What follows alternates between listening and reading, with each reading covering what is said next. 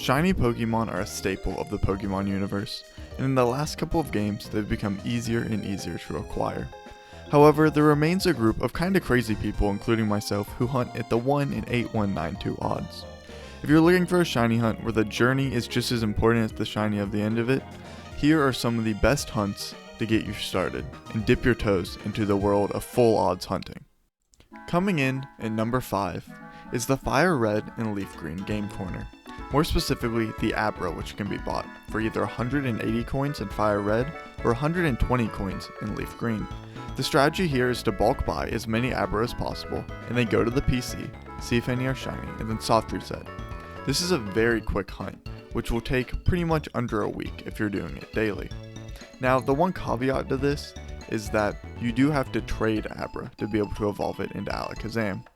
However, as long as you have 2 Game Boys, this won't be a worry. Another thing is the shiny change is not massive, but I think the pink on Alakazam does make it worth it.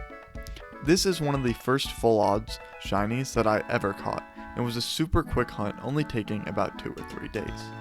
On top of this, there are other Pokemon you can hunt at the game corner. They're just more expensive, so it's going to take longer because you're going to get less per reset. You can find Clefairy, Dratini, and Porygon in both of them. And then in FireRed you can find Scyther, and in LeafGreen you can find Pinsir. But overall, the game corner is a very easy first way to be able to catch a shiny full odds. Also, you don't have to worry about it running away from you, as once you get the gift Pokemon, it's safe. Coming in at number 4 is the Safari Zone / Great Marsh, which can be found in the Generation 1 through Generation 4 games. Something that makes this such an incredible first full odds hunt is every year in June, Absol Blog's Pokemon hosts an event called Safari Week, where the whole full odds community comes out and hunts in the Safari Zone for a week. This makes it a lot more achievable, as you have a whole community around you hunting in the same spot. The big downside, as you might know in the Safari Zone, is the Pokemon have a chance of running away from you. This gives you a win or fail mentality, as you'll go through all the hard work and your shiny may run away. Now this does sound scary, but overall this is how I started doing my full odds shiny hunting, and I highly recommend doing it this way, because having the whole community hunting in the same place as you is such an incredible way to get you locked in and motivated to find your first ever full odds shiny. Breaking down the Safari Zone, more specifically for each game, starting off with FireRed and LeafGreen, which has an incredible roster of Generation 1 Pokemon. I highly recommend hunting here, and it's where I'm expected to spend my Safari Zone this year. One of the white whales of this Safari Zone is the shiny Chansey, which is incredibly hard to find and even harder to be able to catch. This is one where only a few people in the history of full odds shiny hunting have ever been able to catch. Next up is the Ruby, Sapphire, and Emerald Safari Zone. Personally, I think this has the weakest roster of shinies, but the shiny Oddish is iconic. The mascot of Safari Week and a Pokemon you're bound to find if you hunt here long enough. Another super cool feature with this one is in Pokemon Emerald, there's an expansion zone that unlocks after you beat the Elite Four. This gives you access to Generation 2 shinies, such as Mareep and Sunkern. Mareep being one of the favorite Pokemon I've ever found during Safari Week. Next up is the HeartGold and SoulSilver Safari Zone. This has the most vast Safari Zone out of any game, and a ton of super cool benefits. All the other Safari Zones have step counters, and you can only walk in there so long before you get kicked out. This one does not, and you can run around there as long as you want. The vast amounts of Pokemon that can be found here, the ones on screen, are just a limited amount that I've hunted before. Truly, whatever Pokemon you want, you should be able to find here. Slowbro was the first ever shiny I found during Safari Week. Sadly, I ended up failing it, but ever since then, I've gone 5 for 5. I personally would highly recommend hunting here if you have access to these games, as the wide variety of Pokemon definitely makes it worth it. One thing to note about specific Pokemon here is that certain areas you have to place special objects there and leave them for an amount of time in the real world. So if you do want to hunt here for a specific Pokemon, definitely look up online if it's available or if you need to prep ahead of time. Lastly is the Great Marsh, the Safari Zone of Sinnoh, and is available in Diamond, Pearl, Platinum, and even the remakes on the Switch, making it the only way to be able to participate for Safari Week on the Switch. Even though the odds are lower, I still would count this as an incredible way to dip your toes into full odds hunting.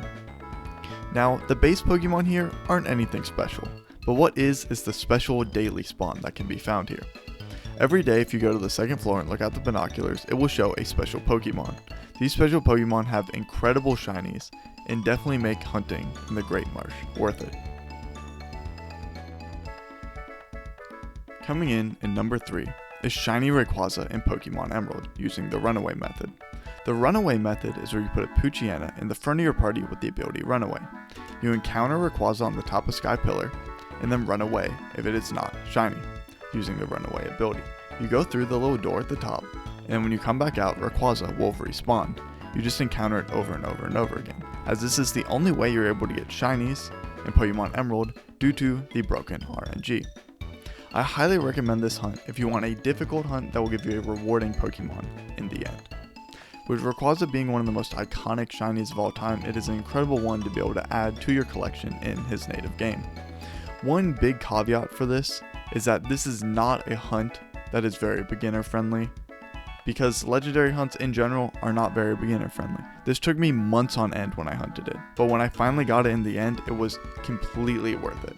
I would recommend starting with one of the other methods first, but once you're ready for a legendary hunt, this is definitely the way to go, and definitely the one I would recommend doing. Coming in number 2 is Random Encounter. Now this might seem weird as this isn't really a method at all. It is just randomly running around in the grass and finding a Pokemon. Now personally, I think this is the best method to start, just because whatever Pokemon you like, you can go and hunt for. Because if you get a Pokemon that you really like in your first full out shiny hunt, you're more likely to keep on doing it, instead of just going for an easier one that you don't like as much. Truly, any Pokemon you want, you can find with this method. I just put some examples up on the screen of ones I've hunted for before, and overall, it is an incredible experience once you finally get to shine. This is also a great method, as no matter what game you have, you can do this in. Even the games not listed on screen, you can easily do this for your first shiny hunt. Now personally, I would recommend Emerald, Ruby, and Sapphire because they have the quickest encounters out of all these games. Also, playing games on multiple Game Boy Advances at the same time is super easy and super cozy if you want to build a multi-hunt on multiple devices at the same time. Another big one I recommend is Black 2 and White 2, as there is something called Double Encounter Grass, which when you run around in it, you have a chance of encountering 2 Pokemon at once, which might not seem like a lot, but it really does shorten the hunt when going at the full 1 in 8192 odds. Overall, no matter what Pokemon you want to find, you can get it this way, and I highly recommend you dipping your toes into shiny hunting using this method. Lastly, coming in first place is the HeartGold and SoulSilver starter trio. What makes this shiny hunt so incredible is that you see all 3 starters at the same time. This makes it one of the quickest full odds shiny hunt in all of Pokemon. The reason why it ended up getting first place though is because you get to use this Pokemon for your whole entire playthrough. A lot of the other shinies you would find on this list might just get thrown in a PC or you don't get to use for your whole entire playthrough. However, the great thing about a shiny starter is you get to use it from the start to the finish of your playthrough.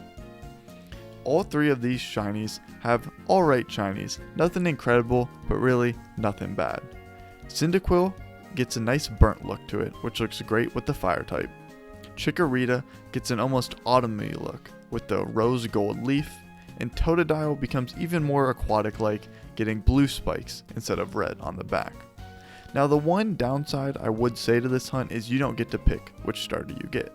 For some people this is incredible, as you don't know which journey you're going to go down, and it will make you play through with a different team depending on which shiny you get. However, if you go to do this hunt multiple times, such as I've done, you may get the same starter twice in a row, which is what happened to me when I duped up and got 2 shiny Totodiles. Overall, getting a shiny starter is an incredible thing, and is a great way to dip your toes into full odds shiny hunting. I definitely would recommend you doing this hunt if you're going to choose any on this list. Good luck hunting, and comment below if you think I missed out on any great full odds shiny hunts that I should think about doing or I should have included in this video. Please like, subscribe, and see you next time.